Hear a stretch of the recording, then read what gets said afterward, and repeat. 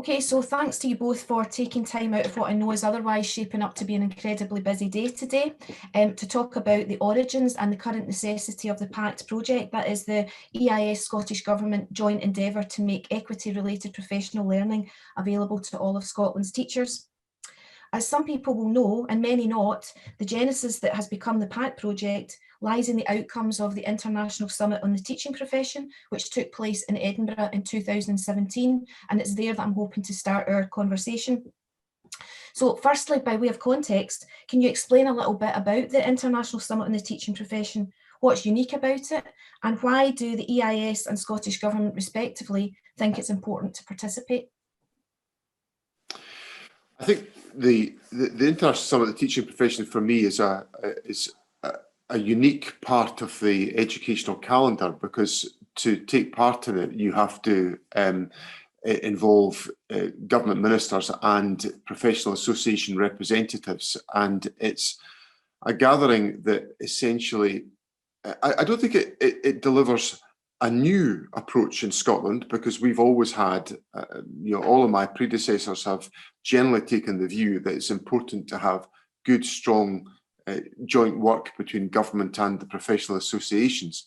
But the International Summit of the Teaching Profession gives you an annual opportunity to take stock on how that work is being taken forward. And that's mostly about educational issues. Doesn't tend to be about some of the traditional trade union government dialogue around about remuneration or terms and conditions or whatever. It's about education and educational policy, about pedagogy, and about how we can take forward the educational agenda. So for me, it's a really valuable stock take on how that dialogue is progressing and how learners benefit as a consequence of that joint work. Yeah, I think, as John alluded to there, it's a joint enterprise. And in fact, if a country wants to participate, it cannot do so unless both the trade union side and the government side are represented. So the platform is organised by OECD and Education International.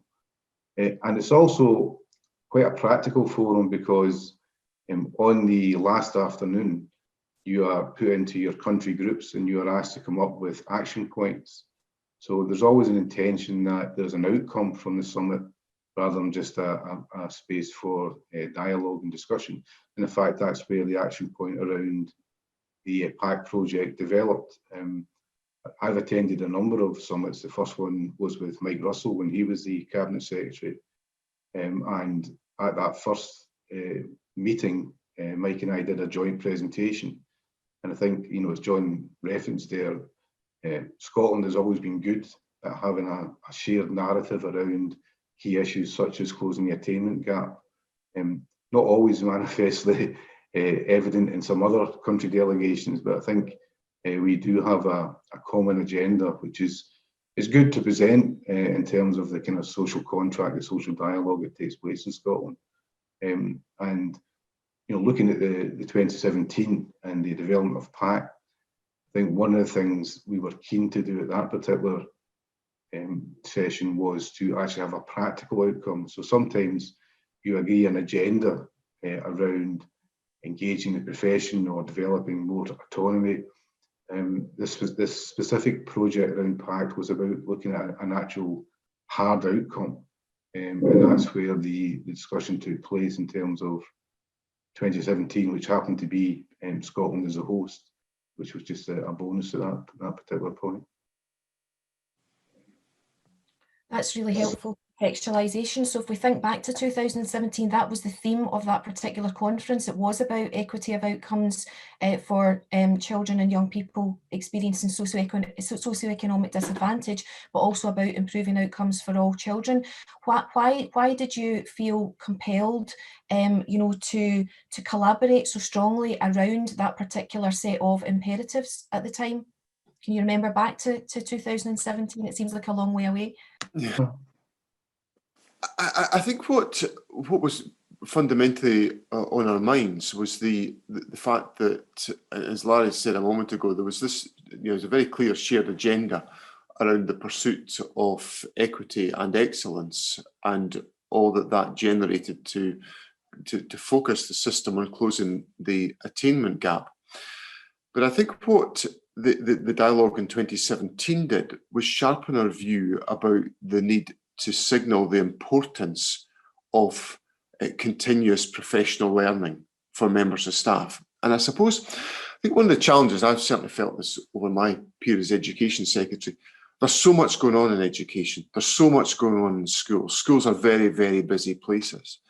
And it's very easy, it's an acute problem just now because of the practical and operational issues around COVID, for schools to be consumed by the today and the operational and the sort this, sort that, fix the next thing.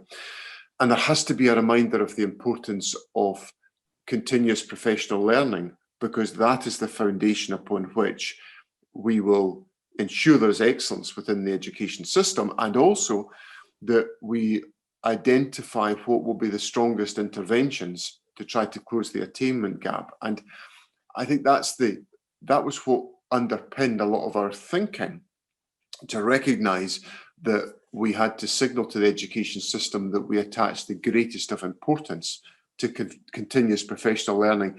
And there was a great opportunity for government and professional association collaboration to turn that into a practical reality that could work for members of staff who have got a busy working life at the best of times, but to try to fit in continuous professional learning is a challenge into all of that. Yeah, I mean, the focus on equity at that particular summit wasn't accidental, because the host country get to basically set the theme, and that was what we wanted to present in terms of Scotland's priority. There'd been quite a lot of discussion the previous year around developing professional development and professional learning, and we had made some EIS around our learning reps network, the development of our equality reps network. And one of the themes from the summit was the importance of professionals leading their own professional development.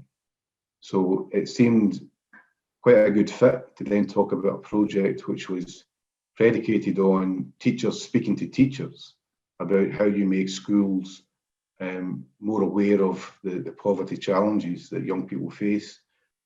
We had already done some work in Scotland with the various action groups around challenging poverty. So there was some practical work already undertaken in terms of seminars, and our poverty proofing of schools, that initiative was our background. So the genesis of the PACT project was looking at how do we create a network of essentially champions or experts or lead practitioners who could then talk to other teachers about, well, here's what we did in our school, here's what we did in this classroom, and then have that authentic voice of the practitioner as a kind of kite mark on the professional learning activity. Because I think we were quite keen, John, to make sure that this was a practical activity, that we didn't want, actually the summit I attended with Mike Russell, shortly after we came back, Mike had organised an equity conference to discuss the theme. But I think we were kind of clear we didn't want another conference just to look at the issues, because we had an agreed agenda. So it was looking at practical steps. And although the EIS are taking the lead of it, this is for all schools, all teachers. So the idea is this is a platform for schools to look at practical steps that they can take, whether it's pedagogical or about school management, which minimise the challenges, the hurdles that young people face because of poverty. And I think that will be the selling point, that when we roll the project out and we're looking at whether it's an in-service day or an after-school activity, we have teachers saying, we've tried this and it worked. And we're building up that kind of a depth of knowledge and understanding around the small steps that do make a difference in terms of how classrooms and schools are organised, because it has to have a practical outcome to have the impact we hope it will have.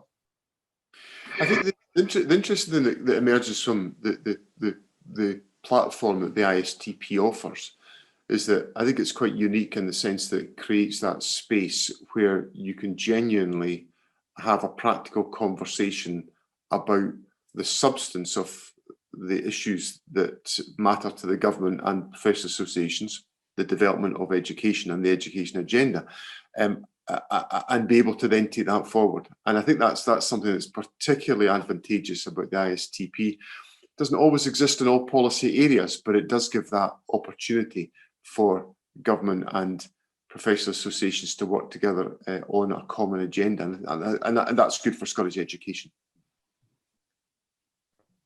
Yeah, I was just going to ask about that. I mean, that's a bit of a hallmark of the PACT project, the fact that it has been this joint endeavour, you know, shared by Scottish Government and the EIS. And as Larry alluded to earlier when talking about the ISTP, that's not always that common. You don't see that happen that often across the world, you know, with that such close collaboration between government and teacher trade unions on, you know, on sort of like key areas of common interest.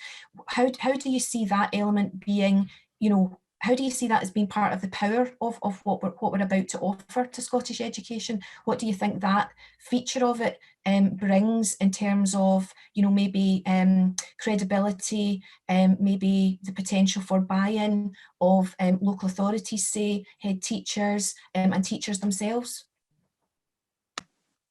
Well, I think it's fairly critical because when we were discussing the detail of the PACT project, one of the things that I was pitching into the discussion was the fact that the EIS is, you know, the biggest union in Scotland. If we put our badge on something, then that's an endorsement which members will pick up on, you know, so that that co-badging, I think, is important because one of the complaints sometimes around professional learning is people feel it's been done to them.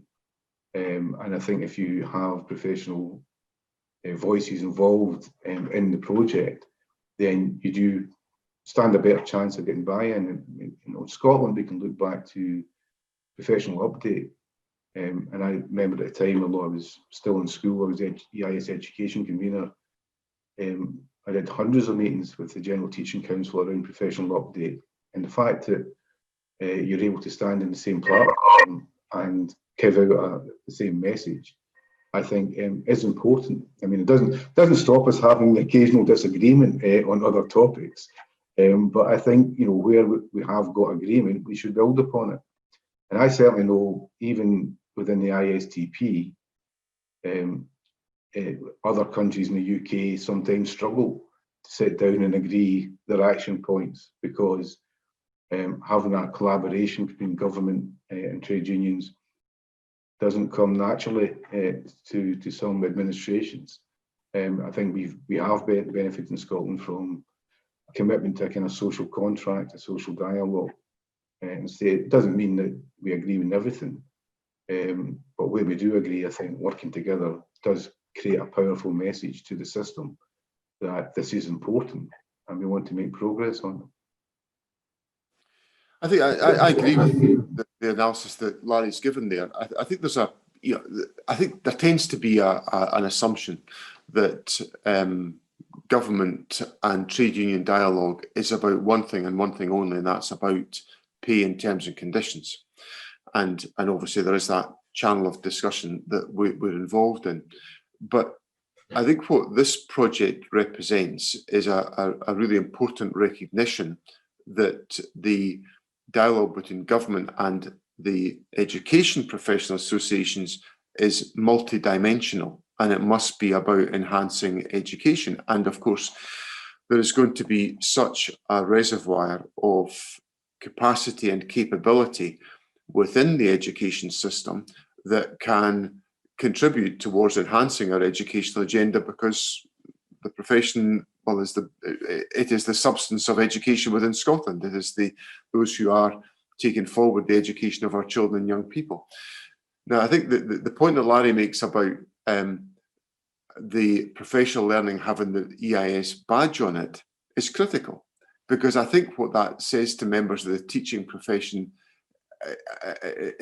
is that it gives it an endorsement, which, if it just came with a government or a local authority badge on it, might feel a bit, as Larry suggested, that it's been done to teachers, whereas having a professional association utterly committed to professional learning is an important signal to the profession that this is a good thing to do and that it should command engagement from within the profession.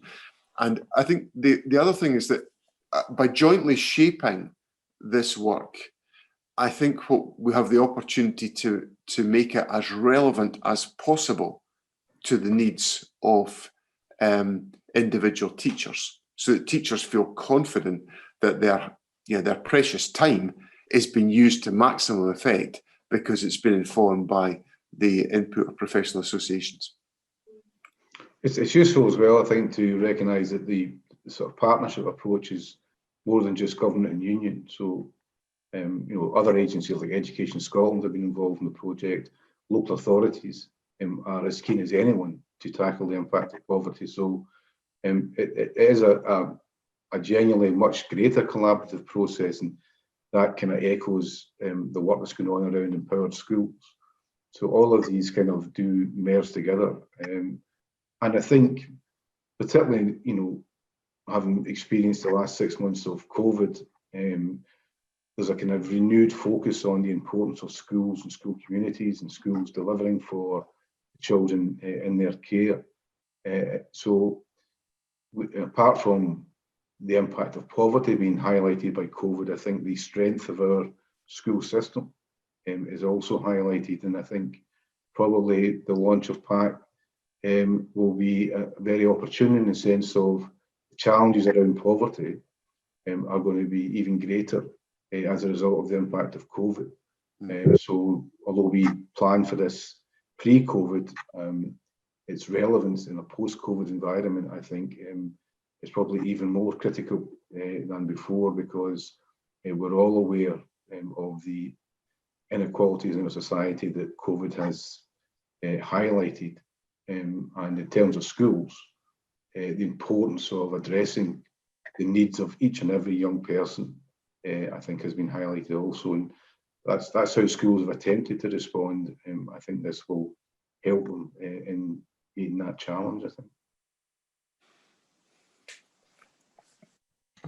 You've actually moved us on nicely, Larry, to what the final question was going to be, which was, what do you both see as being the value of PACT now? The origins of it lay in 2017 or lie in 2017, but what do you see as being the value of the equity-related professional learning that the project is offering now in 2020 and beyond? And I think that what Larry's had to say so far about COVID is really, really pertinent. Any thoughts on that yourself, Mr. Swinney? Look, I think that's absolutely correct.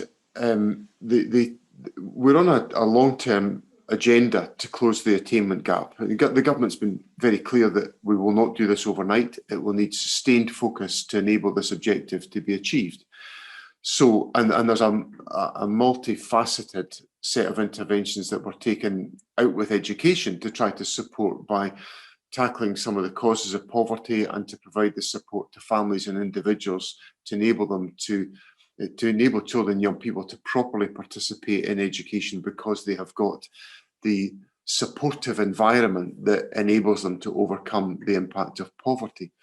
But within education, the importance of enhancing the professional capacity and capability of the teaching profession is fundamental to all that we need to achieve. And I'm particularly pleased that we have the launch of PACT now, which is come out of all this deep thinking that's gone on, but can be relevant as a key tactic in strengthening the delivery of education in what I acknowledge is a really difficult time. And the disruption that young people have faced, the commitment of staff to get schools back open and operating and engaging with young people, is critical to making sure that we can support young people through what is a really difficult period.